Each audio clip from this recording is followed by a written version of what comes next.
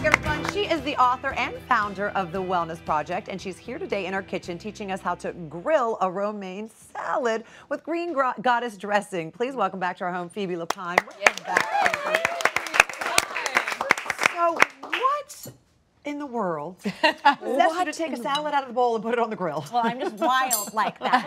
No, in the summertime, I love being outside, and also it's such a treat to get that kind of charred, smoky flavor and everything, even bright, crunchy romaine. But it has to be done correctly, because if you don't grill it right, it can turn into Correct. So it just wilts. Yeah, a little bit of a sad, soggy mess. But the ones you're having on your plate should be still nice and crunchy. They are. With just nice a slight wilt to it. So in order to achieve that, the first thing we want to do with this big, beautiful head of lettuce is just pat it dry. Get all the water off of there. Because if you don't, it won't get crispy, right? Exactly. Okay. And then we're just giving it a really simple sear. So a little bit of oil just brushed on the cut side. Do you like olive oil? Yeah, olive oil, grapeseed oil, whatever you have on hand. Okay. Bit of salt and pepper, because we always season everything. There you go. Does it have to be romaine, or is it something about romaine that grills and... Yeah, you can grill several other types of like butter lettuce. Could you do butter lettuce? Butter lettuce is a little bit too tender, but radicchio is a great option. Kind of bitter, holds up well to it. But this is so good. The wedge formation, really good. Right, is really fun. I wouldn't take arugula and throw it on your grill. Spring mix? No, I think you need the head. You need to cut it in half.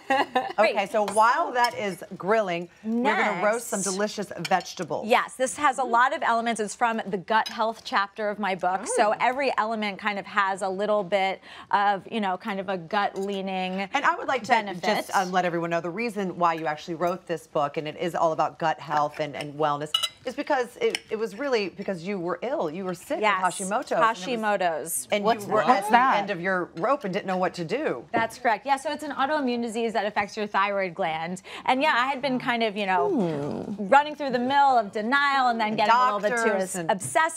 And then I just decided to do my own project where I made one change 1 month at a time. And so this is from a month that I dedicated to, feeding my good gut bacteria. And a lot of people talk about probiotics. We'll talk about them in a little bit. But you also have to eat vegetables that really feed your good critters. And if you think about it, one easy way to remember is you want something that's kind of woody, stringy, big on the fiber. And then shallots, leeks, anything that's high in inulin are really great too. So just arranging this in an even layer, cut side down. So by doing all of your research and really listening to your body and being your own doctor, really your own advocate. You really helped heal yourself. Wow. Exactly. And do you think the gut health is what changed you the most? Honestly, yes. And people often ask me if there's anything that you do differently, what would it be? And this came kind of towards the end of the year. And if I had it to do over again, I would have moved it up a little bit. Yeah, so this into a 425-degree oven. For how long? Oh, they look beautiful. About 25 minutes. And I'm going to show you. Yes. So this is beautiful and charred as well. Yummy. You say that you cook it the cut side down. Is that to keep the firmness, or just because it looks better, or why do you do that? So usually, and it depends on your oven, but the thing that's going to be the hottest in the oven is not like the ambient heat. It's going to be the metal that's radiating the heat. So when you have it cut side down, have it towards the bottom of the oven, you're going to get a really beautiful color on it. Oh, I like that. And we actually even use frozen artichoke hearts here and let them thaw. Frozen? Oh, wow. Yeah. Okay, let's check happening. This guy. Let's check this. Yeah, go for it.